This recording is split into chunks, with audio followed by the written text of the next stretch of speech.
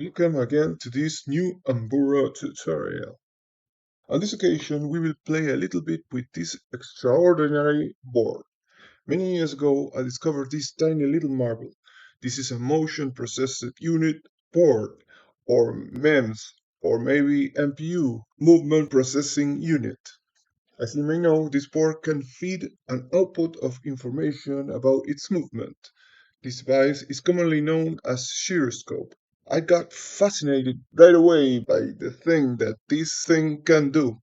So the first question that came into my mind is how to demonstrate in a very simple, powerful way how this thing works and how many things can be achieved by it. So many hours of researching lead me to this interesting JavaScript 3D library. This library can help you render 3D objects and move them by certain functions.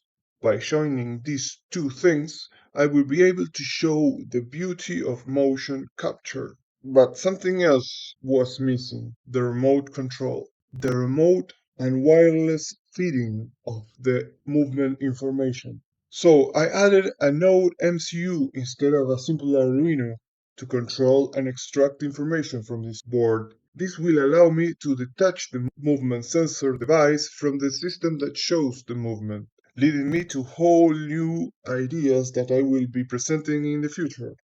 Let me be clear, of course, I am not inventing anything here. I'm just putting things together in order for you to build a very sophisticated system in a very innovative and simple way. So, the idea is to find a way to somehow send the data feed by the MPU through the node MCU to the computer and then feed the information to the 3D object library, making it move as the board itself. So, let's get into it. So, first things first, how we are going to send information from the Node MCU board. In this instance, we can do many things. We can use a REST service, we can use UDP, and also I think we can use also a WebSocket. In all cases, we will need, as you may know, a server and a client. Now, I think in this case, the most appropriate thing to do is to use UDP, since we will have a continuous flow of stream of information. Bear in mind that we don't care if a minimal amount of packages are lost. We only need the continuous flow of incoming data, representing the movement of the objects. So the use of UDP protocol will be the most efficient way to do this. I also like the idea of WebSocket because the protocol behaves more or less similar to UDP and also will be a direct connection to Node MCU, HTML, and JavaScript client. But I will leave it for maybe an incoming chapter of this series. So, what will be the configuration for UDP?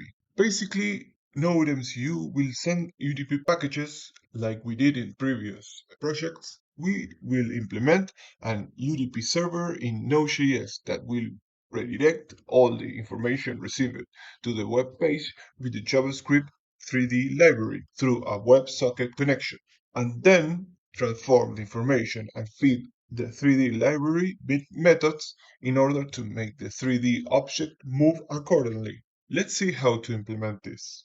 As we did in the past, we will include the required libraries for the ESP8266 Wi-Fi, the UDP library, and a new one, Wire, that will be controlling the connection to the MPU board, the Wi-Fi credentials, and variables that will store data for the required movement calculations. We'll set up the digital pin and other configurations for established communication with the MPU board, begin the serial and Wi-Fi connections. The loop will be receiving the information from the board and doing the math. This process is kind of complex. Not going to dive deep into this now. We will be breaking down all this in different tutorials. Each loop will be sending the processed information through the network. If we go to Gyro Server UDP WebSocket in Node.js scripts, you will see this structure. We have the Gyro Data Transport Server that will be receiving the UDP signals from the Node MCU.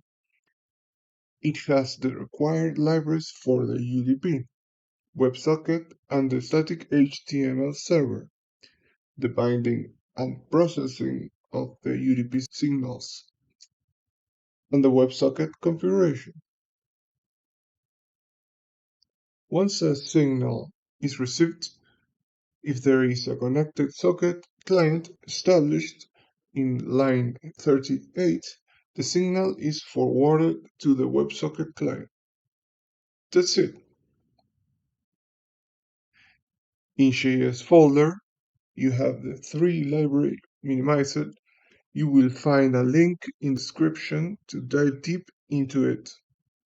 In textures, you will find a couple of files that basically will be defining the appearance of the 3D object. Index has a simple redirect to the main HTML file 0 to 3D object.html. This file contains the script required, the 3 library, jQuery, and the initialization functions.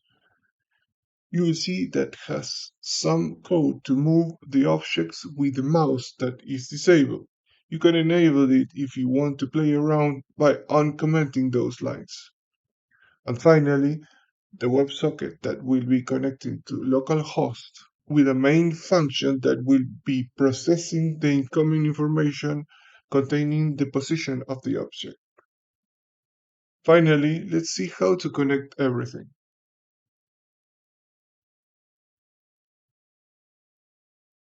And let's see how it works.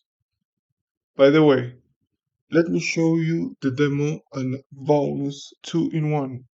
You will see an improved prototype, wireless and more compact. We will use this prototype in future projects. See you in the next one and have a good one.